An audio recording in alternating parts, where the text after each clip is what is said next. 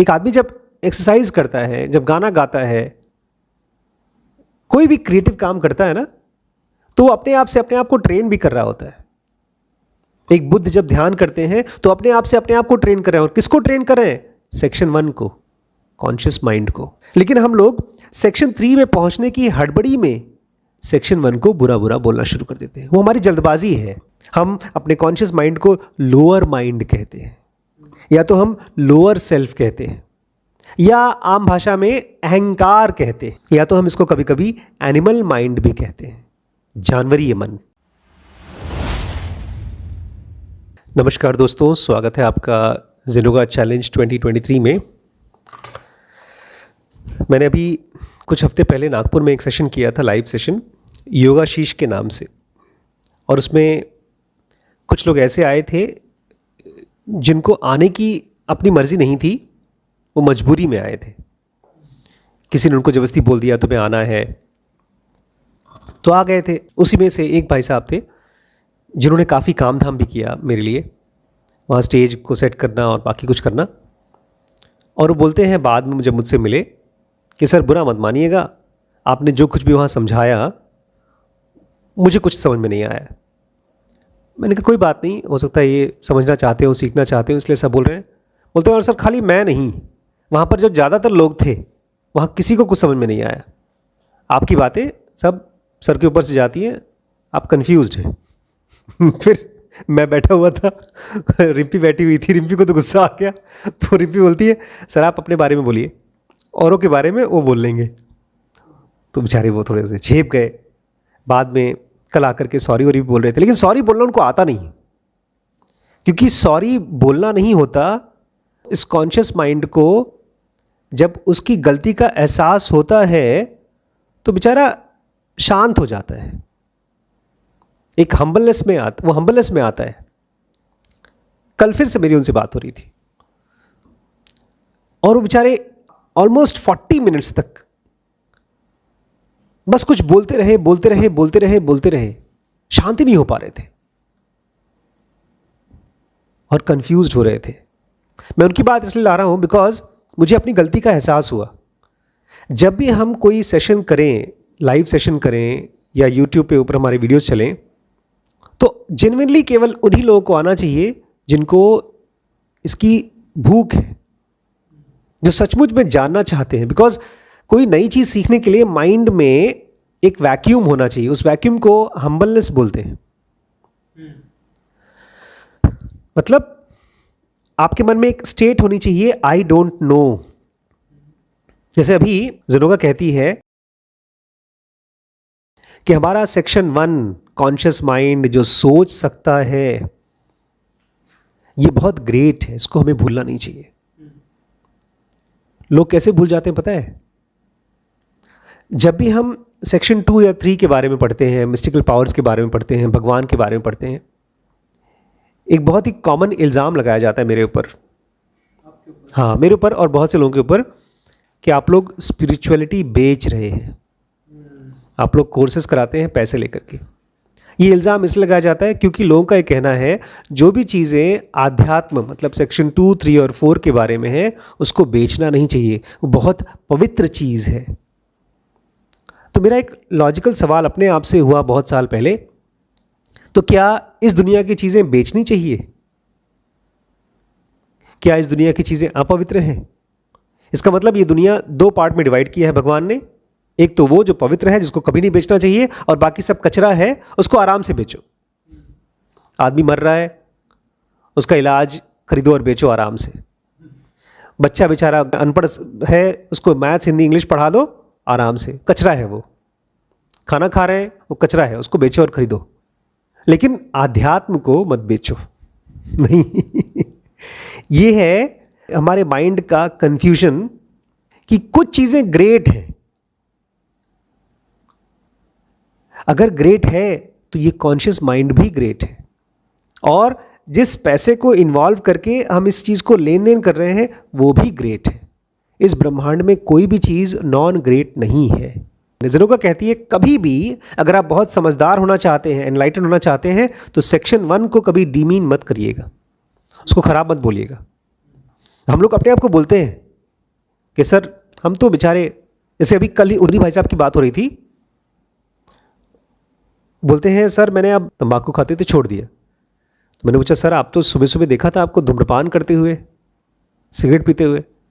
बोलते वो गुटखा छोड़ा है तो कुछ तो लेना पड़ेगा। तो मेरे बगल में भैया बैठे थे, बोलते मेरा एक दोस्त था, वो पहले गुटखा खाता था, उसको छोड़ करके उसने सिगरेट पीना शुरू कर दिया, फिर सिगरेट छोड़ करके उसने दारू पीना शुरू कर दिया, अब वो तीनों करता है। ये हमारे कॉन्शियस माइंड की डी मीनिंग है। जब किसी चीज़ को खराब बोलेगा तो उस चीज़ में और ज़्यादा दबता जाएगा, उस आइडिया में, उस कॉन्सेप्ट में। हमको कभी नहीं भूलना चाहिए कि हमारे कॉन्शियस माइंड को, इस माइंड को शांत होना है, और इसी माइंड से सेक्शन 2, 3 और 4 खुलेगा। ये दरवाज़ा है। अगर हम ये कहते हैं ये जो सोचता है मेरा मन ना, ये बेकार है, ये तुच्छ है, इसको कुछ नहीं आता, तभी शांत नहीं होगा, दरवाज़ा खुलेगा ही नहीं। एक आदमी जब एक्सरसाइज करता है, जब गाना गाता है, कोई भी क्रिएटिव काम करता है ना, तो वो अपने आप से अपने आप को ट्रेन भी कर रहा होता है। एक बुद्ध जब ध्यान करते हैं तो अपने आप से अपने आप को ट्रेन कर रहे हैं। और किसको ट्रेन कर रहे हैं? सेक्शन 1 को, कॉन्शियस माइंड को। लेकिन हम लोग सेक्शन 3 में पहुंचने की हड़बड़ी में सेक्शन 1 को बुरा बुरा बोलना शुरू कर देते हैं। वो हमारी जल्दबाजी है। हम अपने कॉन्शियस माइंड को लोअर माइंड कहते हैं, या तो हम लोअर सेल्फ कहते हैं, या आम भाषा में अहंकार कहते हैं, या तो हम इसको कभी कभी एनिमल माइंड भी कहते हैं, जानवरीय मन। और यही चीज़ वॉल्ट विटमैन को समझ में आ गया था। बहुत फेमस अंग्रेज पोएट थे। वो अपनी कविता में लिखते हैं, आत्मन मैं तुम्हारे पर विश्वास करता हूं, ठीक है, लेकिन जो मेरा दूसरा सेल्फ है, जो ईगो है, उसको तुमसे छोटा महसूस करने की जरूरत नहीं है। और तुम्हें भी आत्मन, तुम्हें भी इससे अपने आप को छोटा महसूस करने की जरूरत नहीं है। ईगो और कॉस्मिक कॉन्शियसनेस दोनों ही महान हैं। बदकिस्मती ये है कि आम आदमी में जब भी हम लोग स्पिरिचुअल रास्ते पे चलते हैं या नहीं भी चलते हैं, जैसे इस समय नॉर्मल लाइफ चल रही है, एक आदमी अगर स्पिरिचुअल लाइफ नहीं जी रहा है तो सेक्शन 1 हमारा कॉन्शियस माइंड टायरेनाइज करता है, मतलब है वो उसका मालिक है। पूरे माइंड का कब्जा सेक्शन 1 का है, कॉन्शियस माइंड का। और जो आदमी सेक्शन 2, 3 में पहुंच जाता है वो उसका पूरा कब्जा हो जाता है। बोलेगा सेक्शन 1 कुछ है ही नहीं, ये दुनिया माया है, झूठ, भूल जाओ इसको। चाहे आप स्पिरिचुअल वर्ल्ड में हो, चाहे आप फिजिकल वर्ल्ड में हो, जब आप इस दुनिया में काम धाम कर रहे हैं तो आप ये मत बोलिए कि कॉस्मिक कॉन्शियसनेस नहीं होता, नहीं तो आप उसको एक्सप्लोर नहीं कर पाएंगे। जब आप मेडिटेशन में जा रहे हैं तो आप ये मत बोलिएगा कि ये माइंड तुच्छ है, बेकार है, नहीं तो उसमें से आने वाले इनसाइट्स आपको मिलेंगे नहीं, ये कॉन्शियस माइंड रिएक्ट करेगा। लेकिन मान लीजिए आपके साथ हो रहा है ऐसा, आप डीप मेडिटेशन में चले गए और आप निकलते हैं और बताते हैं अरे ये सब जग माया है, ये लेन देन सब जो तुम पैसे रुपए के चक्कर में पड़े हो सब बकवास बात है। इसका मतलब जानते हैं क्या है? आप नए नए अमीर हुए हैं। जो आदमी नया नया अमीर होता है वो गरीबों को देखता नहीं है, बोलता है मुझे टच मत करो, मेरे लेवल के नहीं हो तुम लोग, मेरी गाड़ी देखिए, मेरा घर देखा है। ऐसे ही जो आदमी नया नया सेक्शन 2 में पहुंचा है बोलता है मैं हूं रियल और तुम सब हो अनरियल। इसका मतलब तुम नौसीखिए मेडिटेटर। उस कंडीशन में आप कर क्या रहे हैं? आप अपने ओपिनियंस दे रहे हैं, और वो भी पोएटिक लैंग्वेज में, कविताएं लिख लिख के। और उस भाषा में आप क्या कर रहे हैं? कंडेम कर रहे हैं, बुराई कर रहे हैं, बी लिटिल कर रहे हैं, बदनामी कर रहे हैं। किसकी? जो खूब ढेर सारा मेहनत किया है आपके सेक्शन 1 ने आपको मेडिटेशन में पहुंचने के लिए। जिस मजदूर ने आपका घर बनाया है उसी मजदूर को आप बोल रहे हैं गरीब आदमी। और इसके अलावा एक और टाइप का इंसान है, हम सब ऐसे लोगों को बहुत बहुत बार देख चुके हैं। ऐसे लोग जिनके पास ग्रेट इंटेलेक्चुअल प्रोग्रेस है, मतलब दिमाग से बहुत तेज है, वो बहुत पढ़े लिखे हैं वो, लेकिन बेचारों की जिंदगी कैसी है? पेटी, मीन, कैवलिंग, वेन, दुख से भरी हुई, तकलीफ से, अंदर के कुंठा से भरे हुए। ऐसे लोग साइकोपैथ्स होते हैं और उनको साइकोसोमैटिक डिजीज हो जाती है। मतलब फिजिकल में कहीं बॉडी में कहीं दर्द है, कहीं मन में चिंताएं हैं, कहीं एंग्जाइटी चल रही है।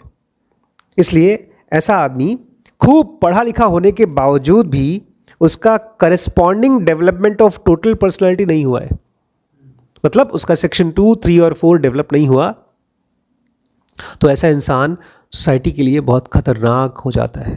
पढ़ने में तेज है, शातिर है, प्लान बना लेता है, स्ट्रैटेजी कर लेता है, अजीबोगरीब चीज़ें डिस्कवर कर लेता है, एटॉमिक बॉम्ब बना लेता है, केमिकल वेपन्स बना लेता है, और इस तरह की चीज़ करके दुनिया के लिए हाहाकार मचा देता है। तो आप कह सकते हैं ऐसा आदमी एमोरल रोबोट है, जो कि आपके सामने बड़े बड़े नेता लोग दिखाई देते हैं, जो लोग वॉर्स करते हैं, वो सब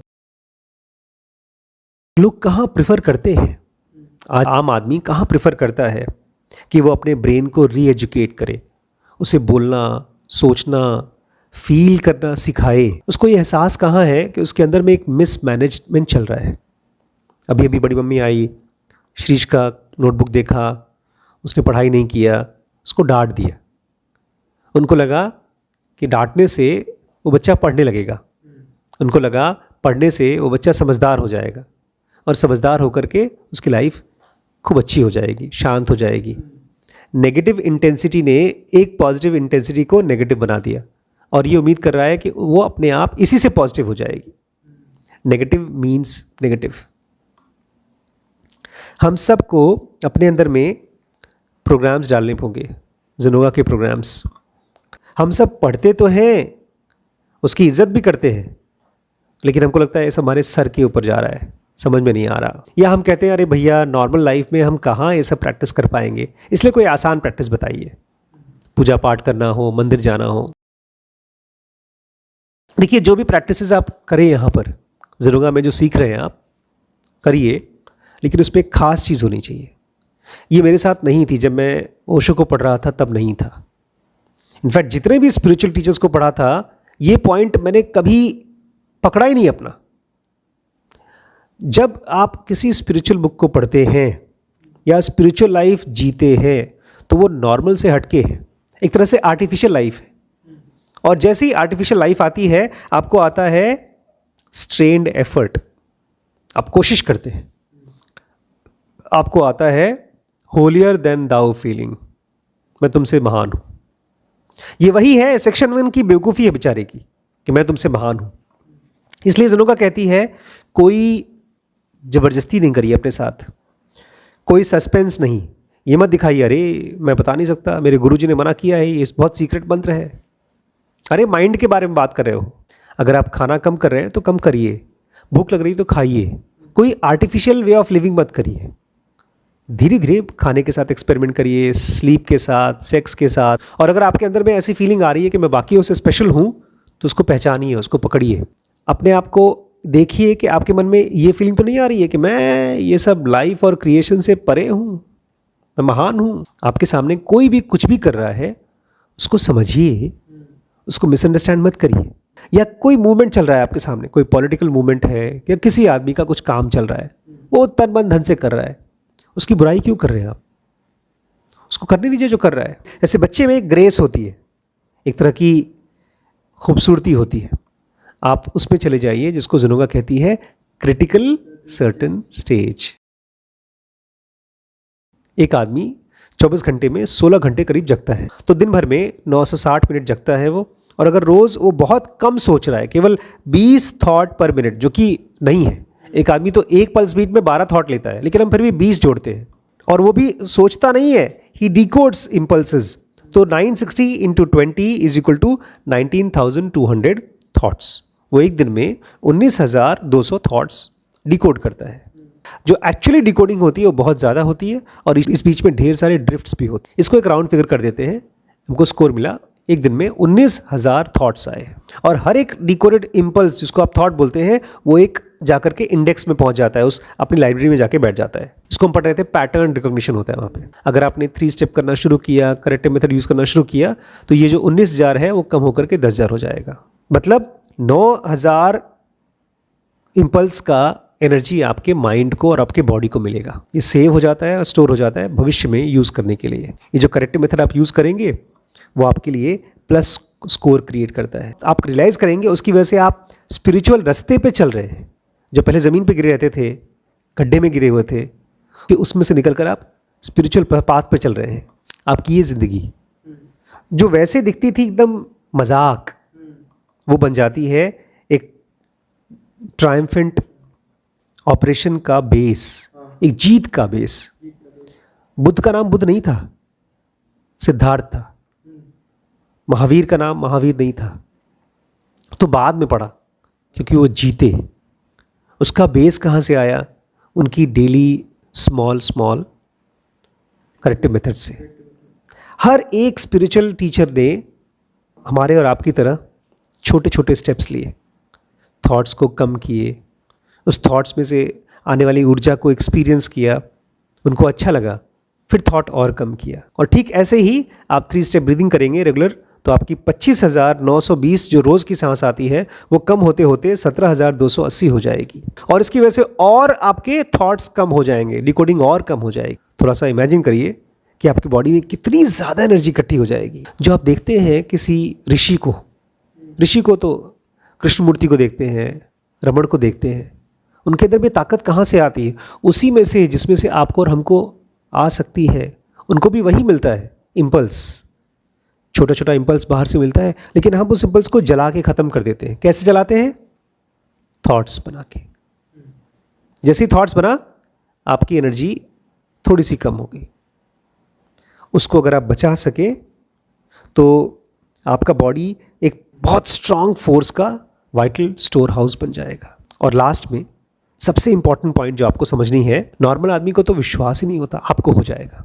क्योंकि जब आप ये करेक्टिव मेथड्स फॉलो करेंगे, थॉट्स कम होंगे, आप शांत महसूस करेंगे, तो आपको इसका एहसास हो जाएगा कि ये कॉमन चीज़ें, छोटी छोटी कॉमन चीज़ें, जैसे खाना खाना, सोना, सेक्स, या करेक्टिव मेथड्स, अपने ड्रिफ्ट्स को चेक करना, 3 स्टेप करना, ये सब क्या है?